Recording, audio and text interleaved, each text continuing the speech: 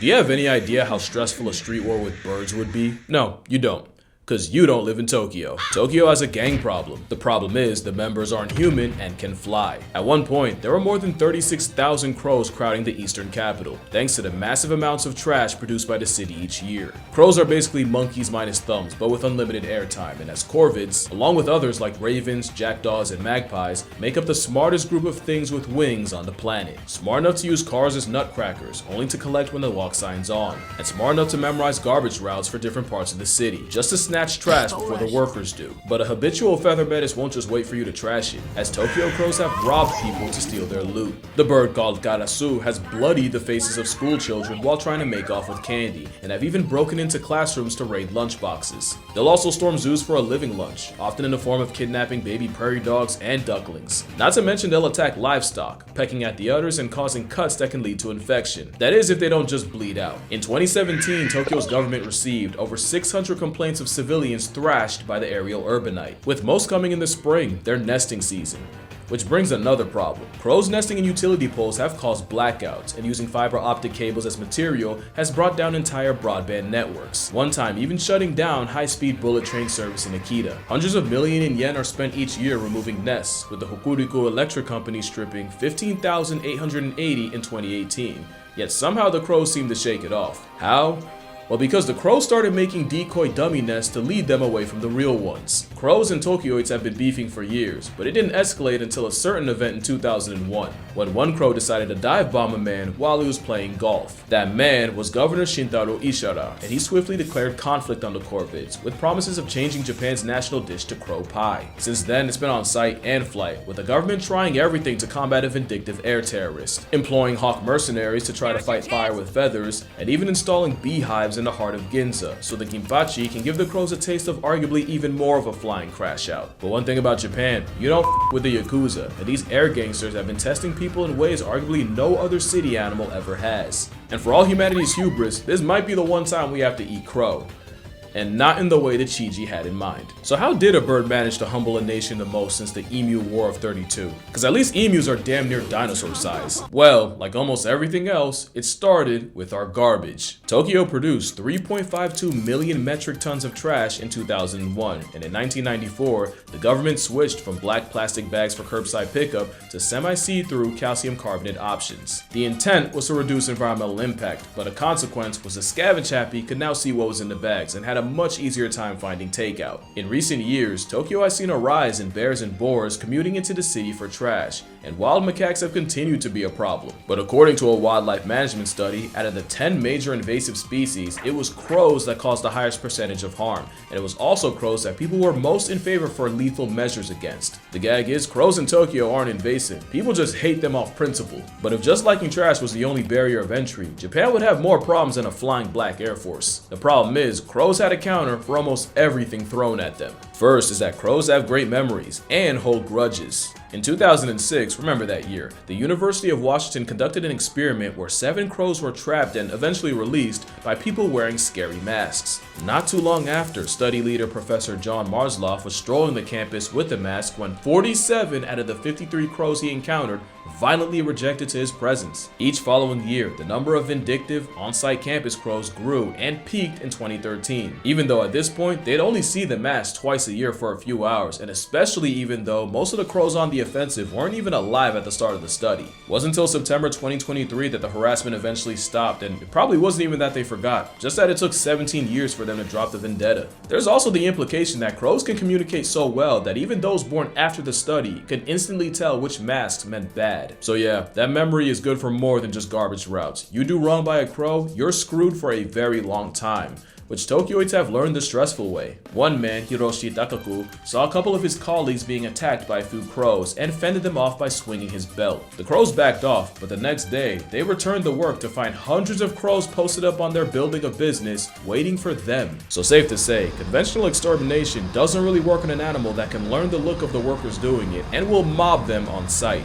They also tried traps where they bait the crows with food like lard and then gas the captured crows with carbon monoxide. But not only was that method way more costly than it was worth. They didn't expect a group of goth tweeties named Murder to turn death into a life lesson. Crows have funerals, but not the kind that you think where they mourn the dead. In fact, they're more likely to anyway. When a crow sees another dead crow, it'll often call out to the surrounding birds, and they'll all gather around the fallen member to investigate the cause of death. A study even found that the sight of the deceased triggers activation in the part of the brain associated with higher order decision making. Because crows understand cause and effect, enough to realize that a threat to one is a threat to all, so they'll recruit others to investigate the cause of death. It's why crows will sometimes avoid a field for years if they see a past tense crow there once. The same study also found that crows will harass any human seen near the corpse, likely pinning the death on them, but will also do the same if they see a human with a hawk, probably realizing that a hawk and a human can equal a bad time. So mass crow killings barely put a dent in the population. And speaking of hawks,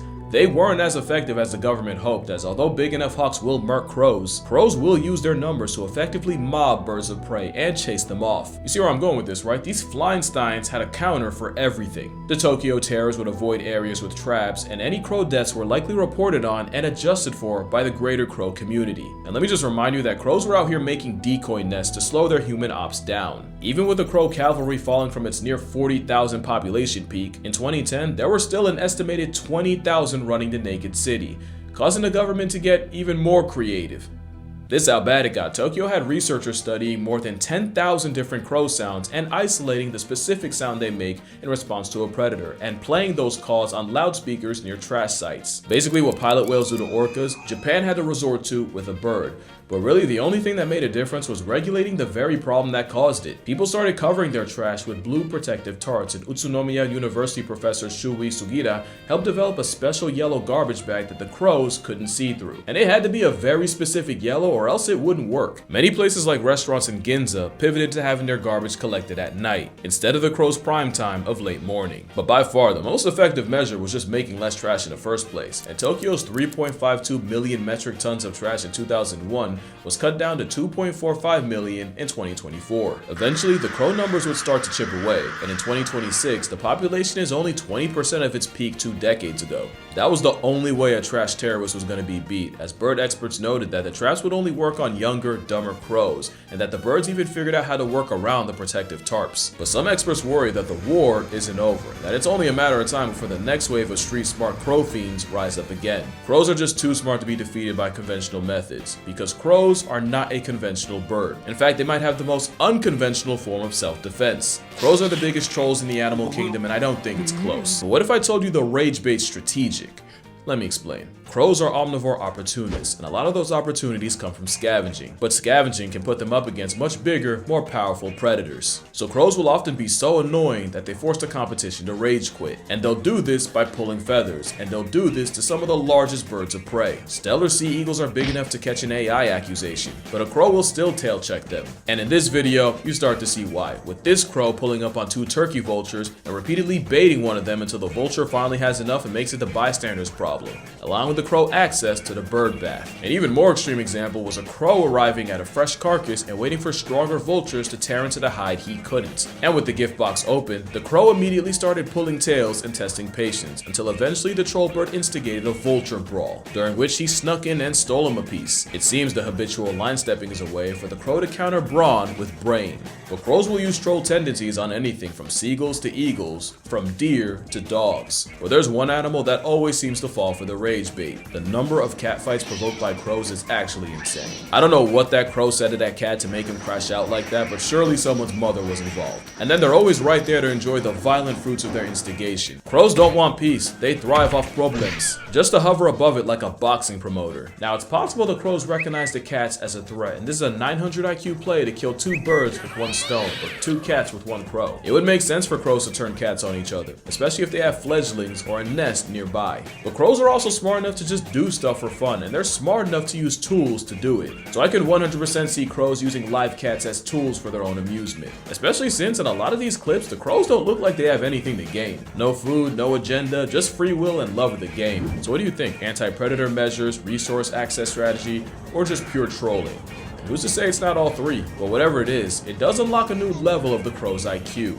Theory of mind is the ability to recognize that other beings have thoughts and mental states that can be used to predict or even manipulate behavior. Here's a quick test. Let's say person A puts a sandwich in the office refrigerator, but then person B comes along and takes the sandwich out the fridge and puts it in a pencil drawer. At lunchtime, where's the first place person A would look? If you have theory of mind, you'd say the fridge because that's where A left it, and you know that they don't know that person B is a sandwich thieving waste of carbon. Now if you're thinking, well obviously no shit, well congratulations, you have the emotional bandwidth of at least a toddler. But crows have shown advanced levels of theory of mind just by knowing that if they frustrate a cat long enough, the cat will eventually take it out on a fellow cat. Another example is crows will often hide food, but will also pretend to hide food if they know they're being watched, making a big show out of it and even making sounds associated with being happy just to keep the food stuff in their beak and hide it for real later. And it's the crows that do the stealing that are most likely to perform theft insurance, meaning they can put themselves in the mind of another crow and act accordingly. Now I don't want to act like this is a super complex thing, like squirrels will do the same misdirection to protect their nuts. We're just gonna ignore that they often forget where they put them for real and that ADHD builds forests. But of course this got the seagulls' attention, and with all their biblical greed they flew over to steal again, and while the seagulls were left with the stick the crow was posturing as food, the crow was able to spin back and take the fries, their pride, and the W. Along with theory of mind, crows were also able to pass Aesop's test. In this one, the animal would need the foresight to understand that they could reach a treat in a small tube by dropping stones to raise the water level high enough. Raccoons were able to pass the test, as were apes, although they got creative, with an orangutan spitting water into the tube to grab the prize, and a chimpanzee just peeing in it. When it was the crow's turn to step to the plate, not only did they pass, they knew enough to use solid sinking objects over those that float, and understood that using the same logic with a tube full of sand made no sense. That performance put the crow on par with a 5 to 7-year-old child, which again, is pretty solid for an animal with a brain the weight of 3 nickels. Interestingly, crows did not pass the mirror test, and save for 2 European magpies, corvids in general didn't seem to recognize the bird in the mirror. But they do seem to understand the concept of reflection, with Caledonian crows able to find hidden food that was only visible by looking at a mirror from a certain angle. But forget everything I just said. Did you know crows can understand analogy? Being able to clock an analogy like bird is to air what fish is to, water, was believed to be a strictly human trait, but studies show that primates like chimpanzees and even monkeys like baboons can learn the concept. So how do we figure out crows can too? I'm gonna explain, but first, you gotta lock in. Okay? Lock in. Alright, let's do it. So this test, led by Edward Wasserman of the University of Iowa, started off pretty simple.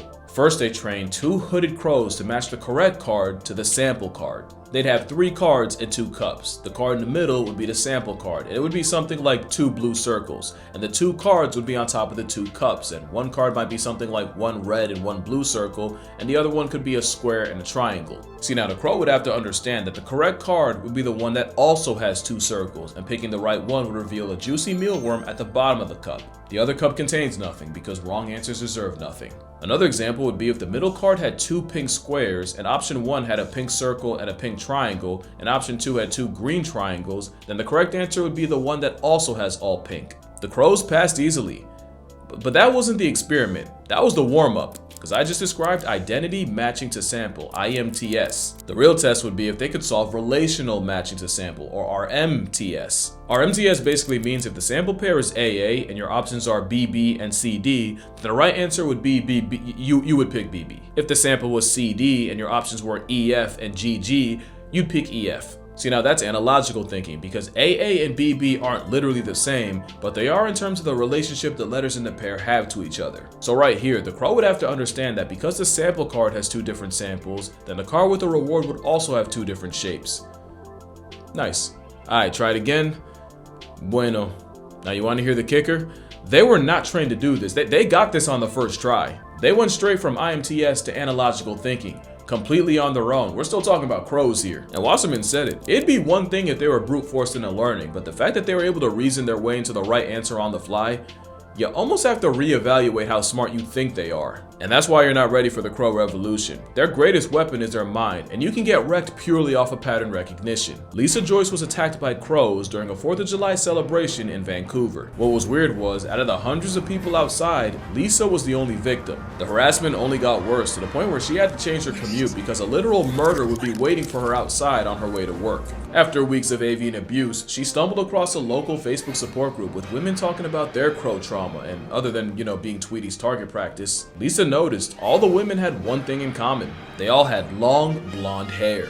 As for why blonde bias, well, you might find your answer in Seattle. That's where science writer and fellow blonde Lynn Peoples was jogging when she took multiple bird strikes to the back of the dome. Later in her jog, she saw a man, probably having a mental episode, absolutely crashing out at the birds at the park, chasing and kicking at them, birds that included crows. He also had a long ponytail.